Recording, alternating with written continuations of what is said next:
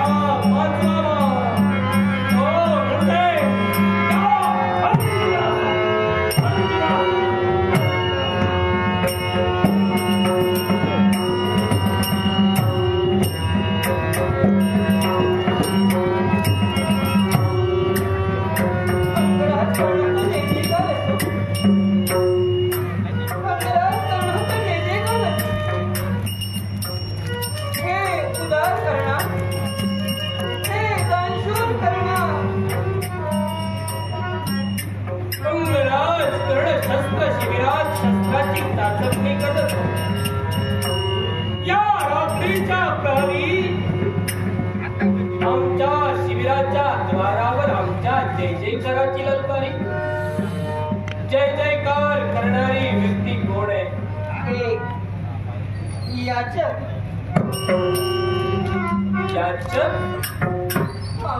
यावेळी मग याचकाची काय इच्छा आहे? हे कर्णा, मला वचन देऊन सांग की तुझी इच्छा पूर्ण होईल म्हणून. हे याचका, अंगराज कर्ण बोलतो तसा चालतो. अंगराज कर्णाच्या मुखातून निघणारा शब्द म्हणजे धनुष्यातून सुटलेला बाण हो. तो पुन्हा माघार येणार नाही. चिंता मुळीच करू नकोस. काय हवं ते सांग. कर्णा, माझं मन भीतीनं भित्र बनलंय रे, आणि म्हणूनच मला वचन देऊन सांग तुझी असेल ती इच्छा पूर्ण होईल म्हणून. मित्र्या मनाच्या समाधानासाठी याचकाला वचन अंगराज दानाचा इच्छा पूर्ण करे, पूर्ण करे. मग हे कर्णा, सांप्रत काय करतोयस तू? मी पंच पांडवांच्या हातासाठी त्या 5 मुहूर्ताचा नामशेष करण्यासाठी अगदी कुशलतेने 5 बाण बनविले. त्या बाणांची चाचपणी करतो. मग तेच 5 बाण पाहायचे आहेत मला.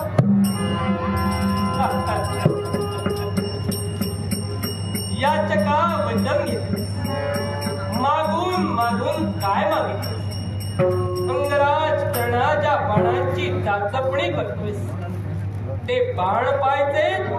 हे प्रसंगी अंगराज कर्णाचे पंचप्राण जरी मागितले असते, याचका मी तुझ्या पायीचे ठेवले असते, पण बाणच तुला पाहिजे ना.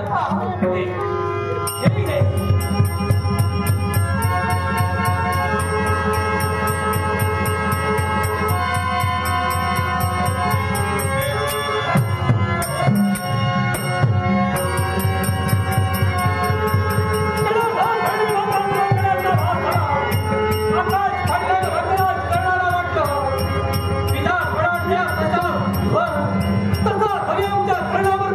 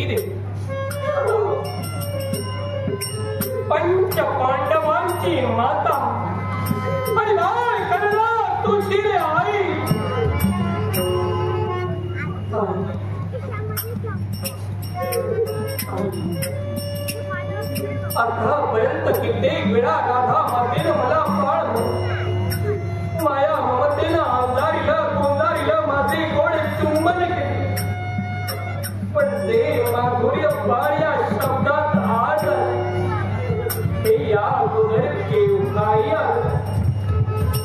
पंच पांडवांची माता परिवार कळला पृथ्वीराई खोटार असत्य पाल खोटा. मी तुझा पुत्र तू माझी आई, मी तुझा पुत्र तो कसा. बघा हे पाठ, तू माझा पुत्र कसा हे तुला ऐकायचंय ना. बघाय यदुवंशीय सुरसेन महाराज यांची मी कन्या, नाव माझं प्रोता. बाळ राजकन्या म्हणून 9-10 वर्ष कधी गेले हे कळलंच नाही रे. पण बाबांच्या मुखातील ते शब्द ऐकले आणि काळजाच्या चिंधड्या उडाल्या. भोजपूरचे राजे हे अपत्यहीन राजकर्ते, त्यांच्या अपत्यहीनतेचं दुःख नाहीसं करण्यासाठी बाबांनी त्यांना वचन दिलं की मला जे पहिलं अपत्य होईल हे तुला देईल. आता ते पहिलं अपत्य म्हणजे मीच होते रे. वसुदेवाची लाडकी बहीण मी, पण कुणी खिरापत वाटावे एवढ्या सहजतेने. माझ्या जन्माबद्दल माझ्या जन्माची खिरापत राजा कुंती भोज यांना देऊ केली होती. हे जेव्हा मला कळले ना, तेव्हा बाबाने टाळा फोडून मी विचारलं, बाबा तुम्हाला तुमचं वचन जर सत्य करायचं होतं तर 9 वर्ष मला वासरण्याचा लढा का दाखविला. मी जन्मले तेव्हा तर मला त्यांचे स्वाधीन केलं असतं तरी ही जीवघेणी वेळ कशावर आली नसती. असं म्हणून मी बाबांच्या मानेभोवती विळका घातला. पण मी घातलेला माया ममतेचा चिमुकल्या हातांचा विळका राजा कुंती भोज यांना दिलेल्या वचनाच्या विळक्यापुढे सैल पडला आणि जन्मदात्याने पृथा हे ठेवलेलं नाव तिथंच टाकून भोजपुरात आले आणि कुंती भोजांची कुंती झाले. मानस पुण्य तरी सुद्धा एक राजकन्या इथं जरी झाले तरी सुद्धा मला माझ्या आई बाबांची आठवण येत होती. क्षणात क्षणाला आई बाबा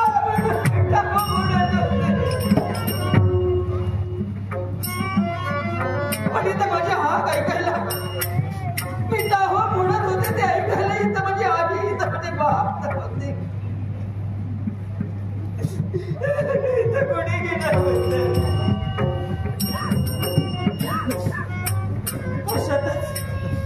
अशातच मी माझं मन रमवण्याचा प्रयत्न करत होते आणि मन रमत असताना एके दिवशी दुर्वास महामुनीचा तिथं आगमन झाला. दुर्वास महामुनीच्या मनात देवतांबद्दल चीड निर्माण झाली होती. कारण कर्म यज्ञाने मानवाला देवतांना संतुष्ट करावं आणि श्रेष्ठत्वाच्या श्रेयापासून मानवाने सदैव वंचित राहावं हेच मुळे दुर्वास महामुनीला आवडत नव्हतं, पटत नव्हतं, सहज होत नव्हतं. आणि म्हणूनच देवाचं तेजस्सारखा मानवामध्ये मानवाचं उन्नयन करावं. तात्पर्य एकच, देवाचा उन्मत्तपणा नाहीसा करून मानवाला देवाप्रमाणे उच्चतम पातळीवर विराजित करावं. आणि यासाठी माझ्या बाळा त्याला एक अनुष्ठान करायचं होतं रे. पण त्यानं हे अनुष्ठान करत असताना कुणीतरी त्याची सेवा करायला मानवातीलच हवी होती. आणि म्हणून ते भोजपुरात आले होते. पण दुर्वास महामुनीचा कोप सगळ्यांना माहीत होता. त्याची सेवा करायला कोण तयार होणार. त्याची सेवा करत असताना चुकून जरी काहीतरी घडलं, नकळतपणे एखादा अपराध घडला तरी सुद्धा जाणून भस्म करतील किंवा शापानं दग्ध करतील हे माहीत होतं. पण काय घडलं पाहिजे, कुंती भोज यांनी माझ्या बाबांना सांगून आणलेलं होतं. कारण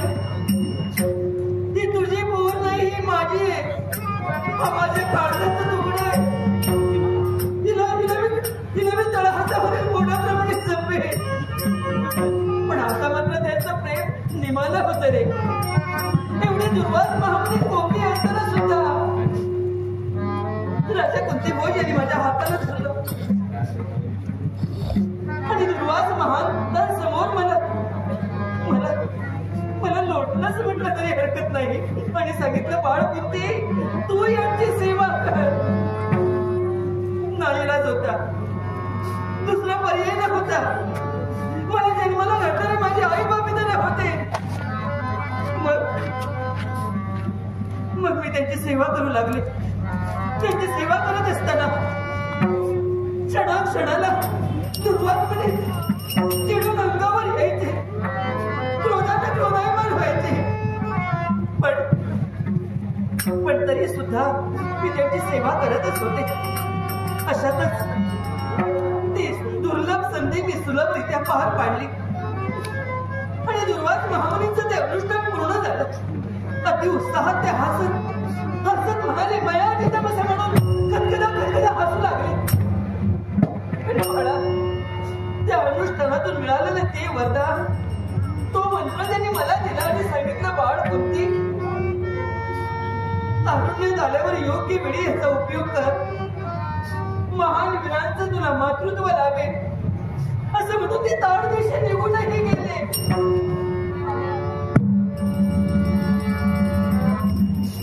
असं म्हणून ते ताड दिशे निघून गेले. मला कळत नव्हतं नेमकं हे काय आहे, हे वरदान म्हणजे काय, हे मंत्र म्हणजे काय, त्यांना काय होणार मला काही कळत नव्हतं. नाही का 9 वर्षाची अजड पोरगी. मला त्यांना विचारायचं होतं, पण तेव्हा ते मात्र तिथं नव्हते. बाळ 9-10 वर्षाची जरी मी पोर असले तरी सुद्धा काळ कुणासाठी थांबत नाही आणि निसर्ग कुणाची वाट बघत नाही. अंग पूर्वीत तो येतो. तसे निसर्गाने माझ्या देहावर यौवनाचे अलंकार चढवायला सुरुवात केली आणि एके दिवशी मी ऋतुमती झाले. त्याच्या 5व्या दिवशी प्रातःकाळी बाहेर येऊन पाहते तो काय उदित नारायणाचा तेज पसरू लागला होता. सूर्याचं तेज माझ्या नजरेत धरलं. काय होतं न होतं हे कळायच्या अगोदरच दुर्वास महामुनीने दिलेला तो मंत्र माझ्या आधारावर स्वार झाला. नकळतपणे सूर्यदेवतेला आव्हान सुद्धा झालं आणि तो आदित्य माझ्या समोर उभा ठाकला.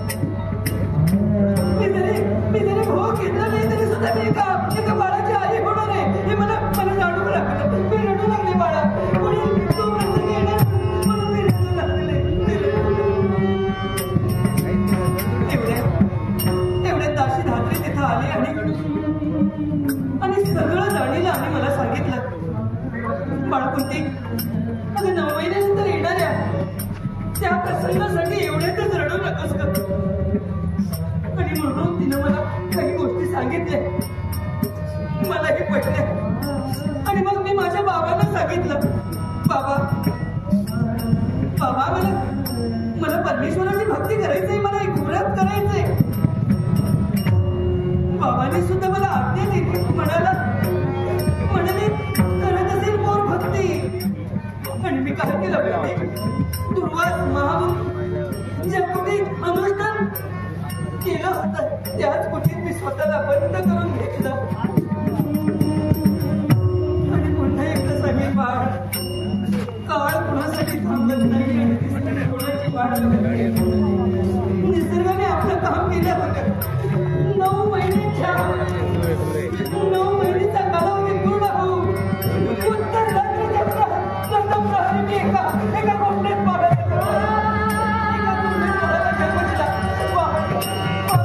सर्वसामान्य बाळ तर सोने गव्हाचं कुंडल असलेला तो बाळ होता. त्या बाळाला मी जवळ घेतलं. त्या बाळाला मी जवळ घेतलं. या बाळाला सोडणार नाही. हा माझा बाळ आहे.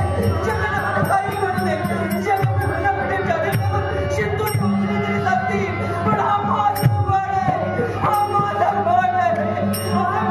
असं म्हणून त्याची पटापट माफे घेतले रे.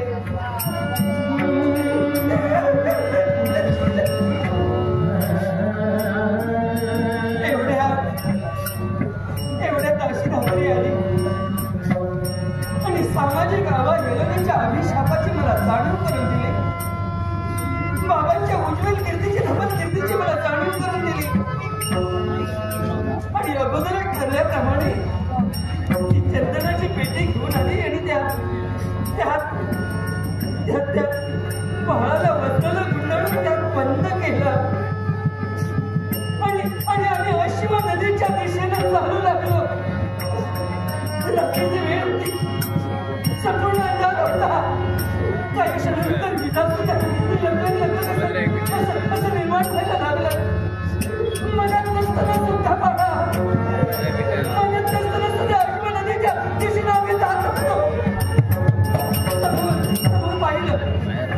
समोर पाहिलं अश्व नदी आली आणि त्या पाण्याच्या प्रवाहात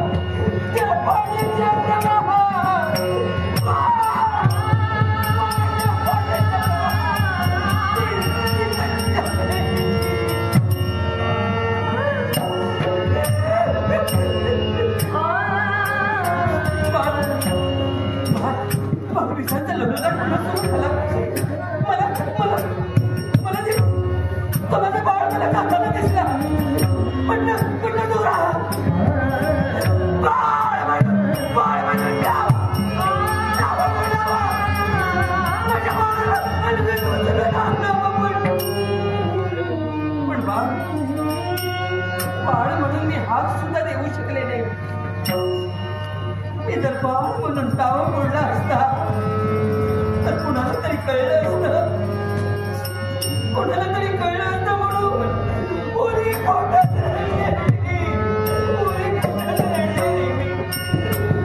ते सुवर्ण गांधीसारखं पहा.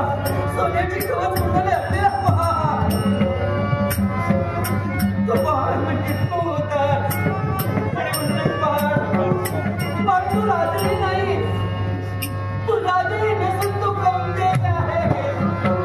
बाळ तू शुद्ध पुत्र नसून तू सूर्य आहे.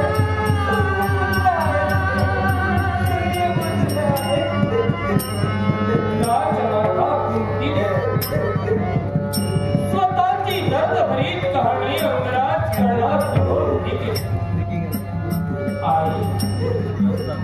पंच पांडवांची माता बाळ करण्यात उशिरे. अगं कोण म्हणेल तुला कोण म्हणेल तुला माता विश्वात निंदा नालची होऊ नये म्हणून स्वतःच्या पित्याचा स्वाभिमान अस्तित्व नावलौकिक डागाला जाऊ नये म्हणून ज्या मातेला पोटचा गोळा 9 महिने 9 मास 9 दिवस त्याला उदरात वाढविलं. प्रसूत काळाच्या त्याला त्रास होतो. ज्या माऊलीला एका बालकाला जन्म दिला. जनतेच्या या जनमानसात वाटणाऱ्या पडसादामुळे त्या मातेला स्वतःच्या पोटचा गोळा अश्वनदीत सोडला. माझे साथ मी जर का तुझा पुत्र मग वयाच्या अवघ्या 14व्या वर्षी राधा मातेचा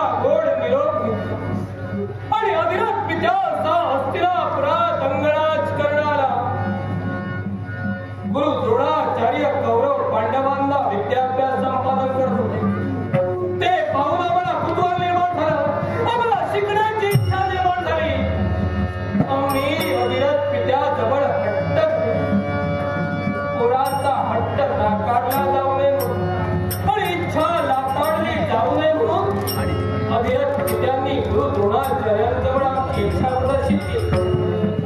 त्यावेळी गुरु द्रोणाचार्यांच्या मुखातून निघालेले शब्द, मी गुरु तो जातिवंत क्षत्रियाचा, अश्वाचा खराड्या काढणाऱ्या पुत्राचा विजू नव्हे. मग तेव्हा का बोलली नाहीस? तुझं मन तुझ्या भावना मला कळता येते. तुझं मन तुझ्या मनातील राखा सगळं काही माझ्या एखादी येते. तेव्हा मी का बोलले नाही? पण तेव्हा तुला मला सांगायचं होतं रे. तेव्हा माझ्या 8 वर्षाला तुला पाहिलं तेव्हा मला सुद्धा वाटत मी सांगणार होते की हा माझा पाड आहे. एवढ्यात पितामह भीष्म यांनी मला खोडावलं, लेकरं संकेताने खोडावलं. पण माझ्या राजाने नाही ते बोलू शकते. आई म्हणे आई, त्यावेळी पितामह भीष्मांनी नेत्रानं संकेत दिला म्हणून गप्प राहील. मग सांग, वसंत ऋतूत वासंतिक स्पर्धा भरली जाते.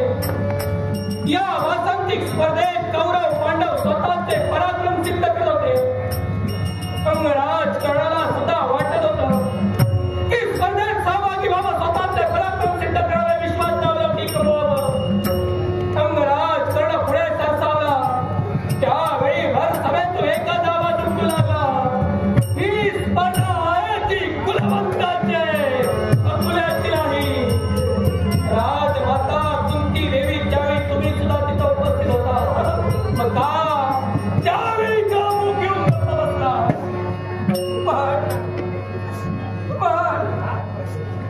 पण तेव्हा सुद्धा तेव्हा तुला अपमान होत होता. सर्वजण तुला सूतपुत्र म्हणून हिडवत होते. तेव्हा राज लढत तिथं असं झाल्या होत्या. मला तुला अपमान सहन झाला नाही. मी उठून उभी राहिले आणि मी सांगणार होते की हा माझा बाळ आहे, हा माझा कर्ण आहे. एवढ्या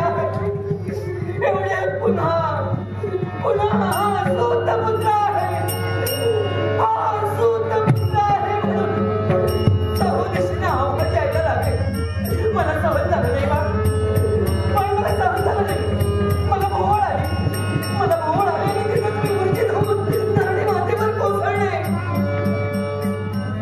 मी भानावर आले, मी शुद्धीवर आले. तेव्हा मला कळलं सुयोधनानं तुला अंग देशाचं राज्य देऊन राजगिरी तुझ्या मस्तकी चढविला आहे. पण ती वार्ता ऐकून मी आनंद झाले. तर माझा भाड अंग देशाचा राजा झाला. आणि म्हणून तेव्हा तर मी सांगितलं असतं, तेव्हा नाही रे मी सांगू शकले. नाही माझ्या राजा, मी तेव्हा नाही सांगितलं. नाही झालं सांगू. राजमाता कुंती अंगराजकरणात झालेलं संपलेलं सारं आयुष्य केवळ या विश्वाची निंदा, नालस्की, अवहेलना ऐकण्यात. उदयी अंगराजकर्ण रणांगणी कौरवांच्या वतीनं कौरवांच्या सेनेचा सेनापती म्हणून पद भूषविणार. मग कित्येक वेळा अंगराजकर्ण हस्तिनापुरात तुझ्या समोर आला. मग सांग, का आजच का अंगराजकरणाकडे तुला यावंसं वाटलं? आजच मी आता याला कारण तुला एक सरसेनापती पद कौरवांकडून तुला मिळाले. आणि म्हणूनच कौरव आणि पांडवांचं युद्ध न होता पांडव युद्ध होणार आहे. आणि बाळ मी तुला न्यायला आले. हे भावाचं वैर नको रे. तेव्हा कौरव पक्षात होईल आणि पांडव पक्षात येऊन विलीन हो. पण मी तुला ते सांगते, हे महाभारती युद्ध संपल्यानंतर हस्तिनापूरचा राजगिरी तुझ्या मस्तकी चढवून तुझे 5 भाऊ, तुझे 5 बंधू, तुझे दास होऊन तुझी सेवा करते. बाळ राजमाता कुंती देवी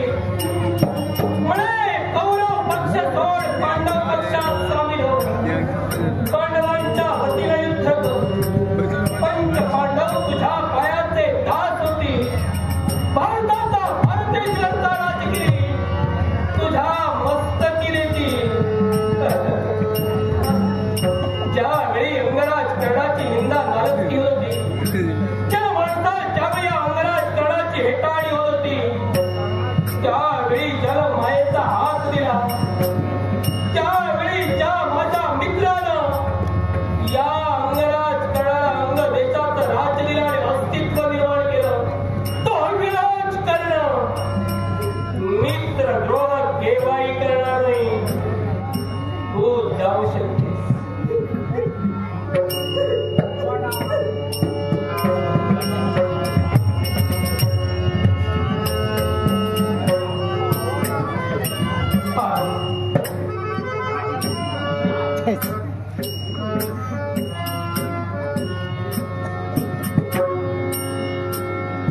आतापर्यंत अंगराज कर्णाकडून कुणी विनमुख केला या जग बनवून तो माझ्यापर्यंत आले. मग राजमाता गुंतिले मी कौरव पक्ष सोडून पांडव पक्षात सामील तुझी ही इच्छा सोडून अन्य काही अंगराज कर्ण देण्यासाठी शक्य होईल.